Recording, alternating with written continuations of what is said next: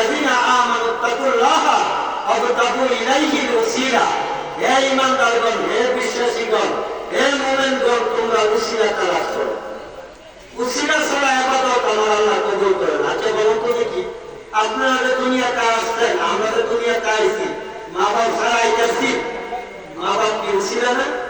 এই মা বাবার মাধ্যমে যখন দুনিয়া থেকে আমরা আগমন করছি, আমাদের মা বাবার ওসিলায় দুনিয়াতে আগমন করছি। আর প্রিয় মুর্শিদের ওসিলায় আল্লাহ ওয়ালা রাসূলের পাওয়া ঠিক না? বলেন না সুবহানাল্লাহ। অনেকে বলে পীর একই সাবায় কথা গো, গাউস কুতুব আবদাল গাউসে সান্দাল বড় বড় পীর যারা, অবশ্যই তারা সাবায় করতে পারবে। তারা জাহান্নাম থেকে বাইসা বাইসা তাদের মুরিদদেরকে জান্নাতে নিয়ে যাইবে এবং শেষেটা বলবে, আমার দয়াল নবীজি তুমি তো সত্যিই জান্নাতে রয়ে গেছো না, এখন কি করবা?